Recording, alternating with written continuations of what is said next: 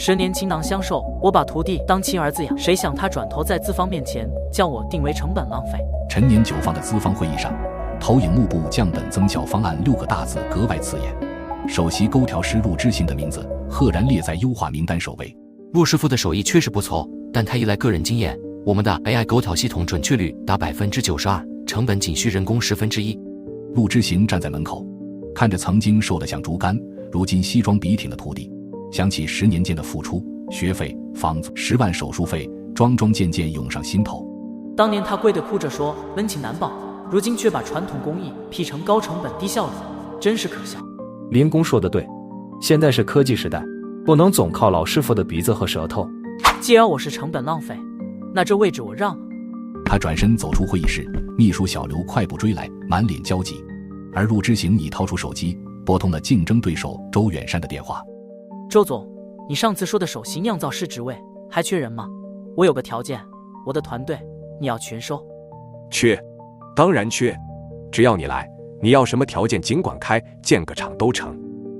挂掉电话，陆之行看着楼下与王总谈笑风生的林浩，眼底闪过一丝冷光。他不知道这只是反击的开始。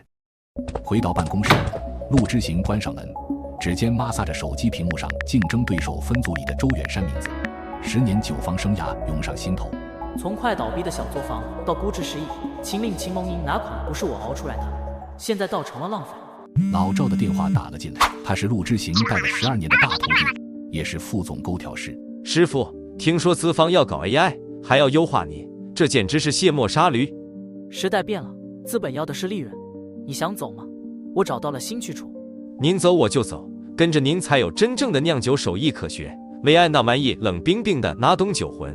挂了电话，陆之行刚想回复其他团队成员的消息，办公室门被猛地推开，王总翘着2郎腿坐在沙发上，桌上咖啡冒着热气。陆师傅，昨天的会你也看了，林工的方案很不错，我决定全面推进，你别误会，不是说你手艺不好，但你也得承认，这年头玄学不如科学。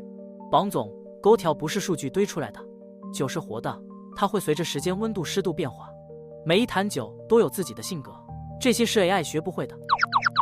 陆师傅，你这话我听了好多遍了，现在 AI 的能干的事情多了，有什么他学不会的？我给你算笔账，你1年150万，算上材料成本至少300万。AI 系统一次投200万，每年维护50万，3年就回本，以后每年省250万。所以你是要辞退我？别说的这么难听，咱们是优化，是转型升级，你要是愿意留下，可以当个顾问，给 AI 系统做参谋。年薪嘛，50万，怎么样？50万比原来的150万少了2/3。我在这个酒坊干了10年，把它从破产边缘拉回来，把它做到估值10亿，他给我50万。我要是不同意呢？陆师傅，做人要识时务，你在这行确实有点名气，但说到底，你的手艺也是在我们酒坊练出来的。你要真闹起来，对谁都不好。我有的是办法让你在这个圈子身败名裂。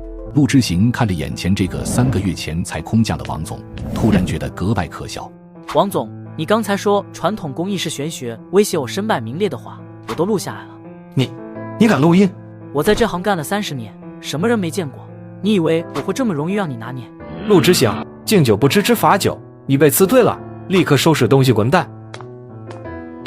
对了，你知道准确率为什么只有92%吗？剩下那8%是我没教林浩的，也是清令的灵魂。走出办公楼，夕阳把陆之行的影子拉得很长，手机里10几条未读消息弹出，全是团队成员的询问，他逐一回复。晚上8点，老地方见。川菜馆包间里烟雾缭绕，老赵、小周、阿强等10几人陆续到场，他们都是陆之行一手带出来的核心骨干。凭什么辞退您？这酒坊能有今天，全是您的功劳。林浩就是个白眼狼。小周的怒吼声在包间里回荡，他是团队里最年轻的品酒师，鼻子比狗还灵。当年是陆之行破格把他从酒厂临时工提拔上来的。资本的事你们懂的，他们要的是利润，不是情怀。师傅对林浩多好，他妈住院的10万块都是师傅出的，现在他倒踩着师傅上位，良心被狗吃了。今天叫你们来不是抱怨的，我问你们一句话，百川酒业的周总给我建了新酿造中心，你们愿意跟我走吗？师傅您去哪我去哪，跟着您才能酿出有灵魂的酒，总比在这被资本当摆设强。我也走，王总只认钱，根本不懂尊重技术，留在这没前途。他们陆续起身表态，没有一个犹豫。陆之行看着这些并肩10年的兄弟，心里一阵温热，刚想说话，包间门突然被推开，林浩站在门口，他看着满屋子的人，脸色有点难看。老师，你们这是在商量着跳槽？来得正好，一起吃点你的。拜，项目进展顺利，以后陈年酒坊就靠你了。老师，我也是没办法，资方压力太大，我必须拿出降本方案，您留下来当顾问。哎，项目您说了算，我知道这对您不公平，但是你也得为自己的前途考虑，对吧？50万的顾问费就想收买师傅10年的心血，林浩，你脸皮真够厚的。老赵的话像一记耳光打在林浩脸上，他瞬间涨红了脸，眼神躲闪，不敢直视众人的目光。林师弟，当年你妈住院是谁出的钱？当年你交不起房租是谁让你住进酒房宿舍？你连像样的衣服都没有，是谁带你去买的西装？现在你穿着那身西装，说师傅的手艺落后，你良心过得去吗？我这是为了酒坊好，确实能降本增效，这是趋势。小林，你不用解释了，你的选择我理解，毕竟人往高处走。但有一点，我要告诉你，酒是有生命的，你用数据可以模拟出它的味道，但模拟不出它的灵魂。那8%的差距就是灵魂，你以后会明白的。老师，您这话是什么意思？陆之行起身走出包间，身后传来林浩的呼喊，他没有回头。有些路一旦分开，就再也回不去了。周末，陆之行建了个名为百川归海的微信群，把13名愿意跟随的核心成员拉了进来。周一上午9点，一起递辞呈，下午直接去百川酒业报道，合同已备好，待遇只高不低。收到。想想王总看到13封辞职信的表情，简直太爽了。跟着师傅干，踏实。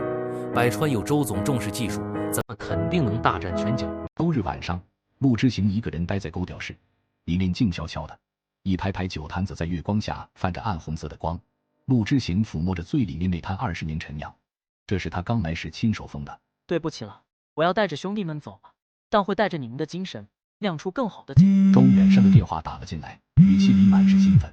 陆师傅，我跟你说，我给你们准备的酿造中心按国际标准建的，设备、原料、场地你要什么有什么，只要你能把百川的酒做到陈年的水平，我给你技术补分红。周总，给我3个月，我给你一款比青令强的新酒，保证打响百川的名号。好，我谢你。陆师傅，等这一天等了10年，当年我想挖你，你死活不来，你主动找我，我做梦都能笑醒。挂了电话，陆之行最后又看了一眼勾调室，然后转身离开，关上了门。周一清晨，陆之行换上干净衬衫，看着镜子里新增的几根白发。53年的人生里，30年都献给了酿酒，现在要重新开始了。我到酒坊楼下了，大家到了回复一声。已到，师傅，我带着兄弟们在停车场等你。来了，今天必须给王总一个大惊喜。陆之行嘴角勾起笑容，走进陈年酒坊的办公楼，身后跟着13名精神抖擞的核心成员。一场行业震荡即将上演。上午9点整，陆之行带着13封辞职信走进人事部。前台小姑娘拿起信一看，脸色瞬间变了，手都开始发抖。陆师傅，这是13封辞职信，连您也要走？对，麻烦转交给王总，我们要另谋高就。10分钟后，王总的电话打过来，陆之行按下免提，电话那头的声音几乎是吼出来的。陆之行，你什么意思？13封辞职信，你想恶意挖角把陈年酒坊搞垮吗？我要起诉你。王总，先别激动，我这里有段录音，要不要听听？你说我的手艺是玄学，还说要让我身败名裂。你真录音了？这段录音发给劳动仲裁或媒体，你觉得谁更难看？我只是想好好酿酒，是你不给我机会。电话那头沉默了许久，王总的语气软了下来，带着一丝哀求。陆之行，你想怎么样？只要你留下来，条件随便开，股份也可以谈。没必要了。师傅，高，这一下就掐住王总的软肋了。众人刚走到停车场，林浩就追了出来，脸色苍白，额头上全是汗，跑到陆之行面前喘着粗气。老师，您不能走，您走了，酒坊怎么办？清令怎么办？系统还需要您的校准数据。你不是说能完全取代我吗？现在机会来了，好好干，你就是陈年酒坊的首席勾调师了。林浩看着陆之行决绝的眼神，眼泪突然掉了下来，扑通一声跪在地上，周围的人都看了过来。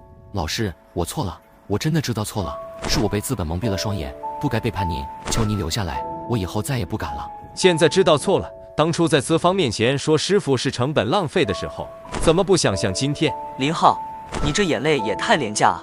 师傅对你的好，你早忘到九霄云外了吧？小林，起来吧，我不怪你。每个人都有自己的选择，但你毁掉的是酿酒人的传承之根、匠心之根。你知道准确率少的8%是什么吗？是几十年的经验，是对每一坛酒的理解。这些数据学不会，只有人心能懂。陆之行转身上车，车子启动时，透过后视镜，他看到林浩还跪在地上，像被抽空了所有力气，而王总站在办公楼门口，脸色铁青。半小时后，陆之行带着团队来到百川酒业，周远山早已站在门口等候，笑得合不拢嘴。陆师傅，欢迎你们可算来了。酿造中心我带你们参观，保证让你们满意。3000平米的厂房，全套进口设备，恒温恒湿的酒窖，每一处都戳中了酿酒人的心意。陆之行走进勾调室，深吸了一口带着老酒窖味道的空气。周总，3个月后等着喝新酒。接下来的日子，百川酒业的酿造中心里一片忙碌。陆之行团队分工明确，老赵负责发酵，小周负责品酒，阿强负责酒曲，10年磨合的默契无人能及。师傅，这批原料品质顶尖，按照咱们的新工艺发酵，香味肯定比清令更浓郁。把控好温度和湿度，差1度都可能影响口感，酿酒容不得半点马虎。师傅，您尝尝这个基酒，香气层次分明，比陈年酒坊的老基酒还好。不错，酒体醇厚，再陈2个月就能达到上市标准。这款酒就叫斩龙，寓意很明确。斩龙，斩的就是清令那条龙，太解气了。与此同时，陈年酒坊那边彻底乱了套，没有了核心团队的把控，新一批清令品质断崖式下跌，老客户纷纷投诉。怎么回事？客户说酒要么太冲，要么太淡，还有杂味。你不是说 AI 能取代陆之行吗？现在赶紧把品质调回来。王总，我已经调了1周了。别来，模型缺少核心感官校准数据，怎么调都不对。那些数据只有陆师傅他们知道。市场上开始流传现在的清令是工业酒精勾兑水的说法，陈年酒坊的口碑一落千丈，而斩龙的上市已进入倒计时。2个月后，斩龙终于完成陈化。陆之行打开酒坛，浓郁的酒香瞬间弥漫整个酿造中心，所有人都围了过来。师傅，这酒绝了，香气比清令更有层次，回味还更悠长，肯定能大卖。清令是10年前的配方，这10年我的手艺又精进了不少。陈年酒坊不要我，是他们的损失。陆师傅，这酒比我想象中还好。华东区最大的经销商刘总，我这就帮你约见，他之前可是清令的核心代理。3天后，茶馆里，刘总看着眼前的斩龙酒，眼神里满是好奇。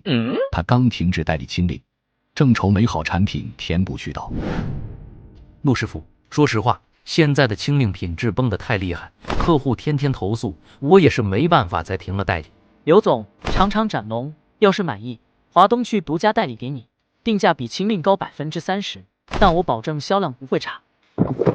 绝了，这才是真正的好酒，酒体饱满，回味绵密，比清令强太多了。我要了，独家代理，预付款500万，现在就打。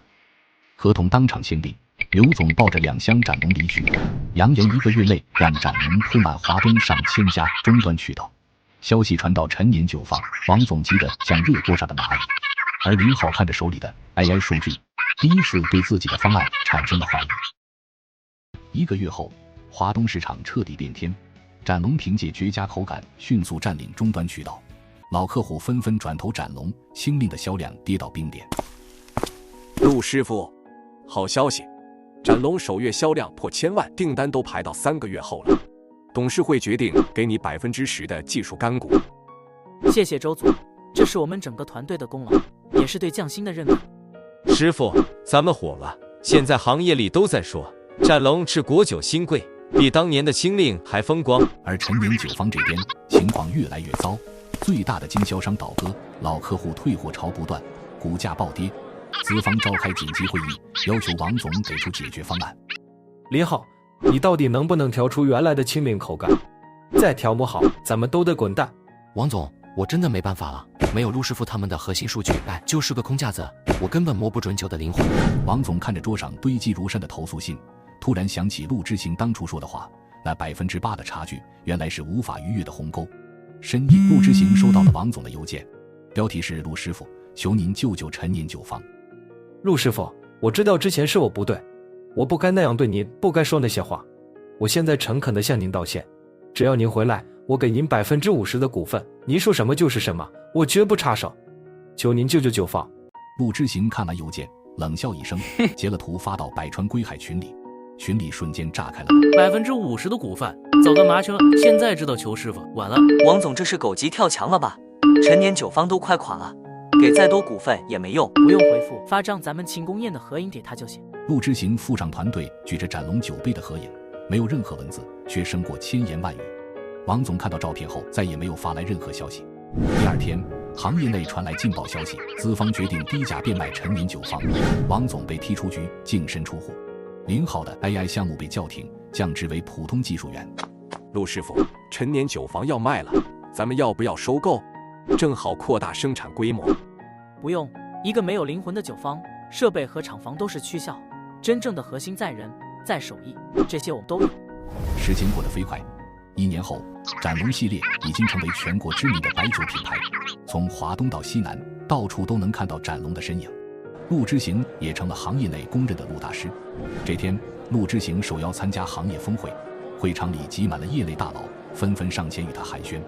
陆大师，斩龙真是好酒，我现在应酬只喝它。陆大师，有空请教狗调技巧，我们酒厂也想做出有灵魂的酒。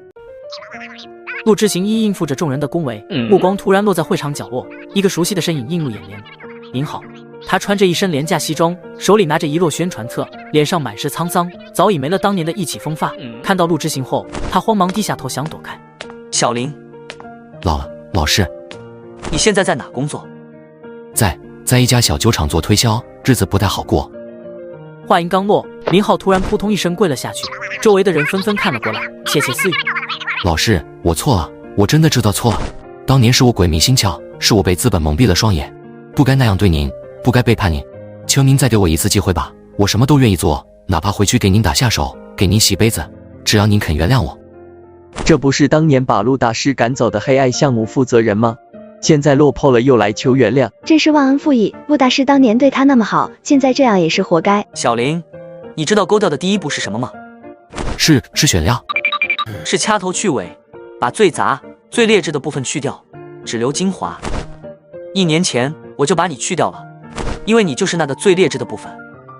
0号的脸瞬间惨白，嘴唇哆嗦着说不出话，周围的议论声越来越大，他恨不得找个地缝钻进去。别叫我老师，你不配。身后传来0号的哭声，但陆之行没有回头。有些人一旦背叛，就永远失去了被原谅的资格。2年后，百川酒业正式启动上市计划，敲钟仪式当天，现场人山人海，媒体、投资人、合作伙伴齐聚一堂。陆师傅，今天是咱们百川的大日子，也是你的荣耀时刻，没有你就没有百川的今天。这是我们所有人的功劳，是大家坚守匠心的结果。有请百川酒业首席技术官、合伙人陆之行先生上台发言。陆之行走到台前，拿起话筒，台下瞬间响起雷鸣般的掌声。他看着台下一张张熟悉的面孔，心中感慨万千。各位，2年前我离开了工作10年的地方，很多人问我后不后悔，我的答案是不后悔，因为我明白了一个道理：技术可以迭代，设备可以更新，但匠心和传承永远是一个品牌的灵魂。没有灵魂的酒，只是酒精和水的混合物，有灵魂的酒才能打动人心。台下掌声再次响起，经久不息。老赵、小周、阿强等人眼中满是自豪，他们知道这是对所有坚守匠心的酿酒人的认可。我很幸运，有一群愿意跟我坚守匠心的兄弟，也感激周总这样尊重技术、尊重传承的合作伙伴。未来我们会继续做好每一坛酒，让斩龙成为国酒的骄傲。敲钟仪式圆满结束，陆之行回到属于自己的勾调室，这里比陈年酒坊的勾调室大得多，设备也更先进，但他最爱的还是那排老酒坛，最里面那坛30年陈酿是周远山特意为他准备的。打开封泥，浓郁的酒香瞬间弥漫开来，这是时间与匠心交织的味道。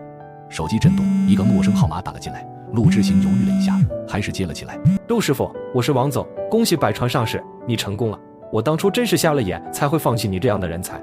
过去的事就过去了，王总，好好保重。陆师傅，我现在才明白，有些人是用多少钱都留不住的，因为他们要的不是钱，是尊重，是对匠心的认可。挂了电话，陆之行端起酒杯，慢慢品尝着30年陈酿，酒体醇厚，回味悠长，就像他这30年的酿酒生涯，历经风雨，终得甘甜。夕阳透过窗户洒进勾调室，映照在陆之行的脸上，他嘴角勾起满足的笑容，眼前浮现出10年前接受陈年酒坊的场景，浮现出团队并肩作战的日夜，浮现出斩龙上市时的盛况。师傅，刘总又来下单了，说华东区的斩龙又卖断货了，想追加3000万的订单。告诉刘总，没问题，保证按时供货，品质绝不打折。师傅，行业协会想邀请您担任技术顾问，还要给您颁发匠心大师称号，您要不要答应？可以去看看，能推广传统酿酒工艺，让更多人懂酒爱酒，是好事。老赵和小周相视一笑，他们知道师傅的传奇还在继续，而这份传奇的核心，永远是那份未曾改变的匠心。酒入人生，只有经得起时间的沉淀，耐得住浮躁的诱惑，才能酿出醇厚悠长的味道。他拿起工具，开始调试新一批的基酒，阳光洒在酒液上，泛着晶莹的光，就像那些坚守匠心的日子，闪耀着动人的光芒。我的传奇才刚刚开始，未来要让斩龙的酒香飘向更远的地方，让匠心精神代代相传。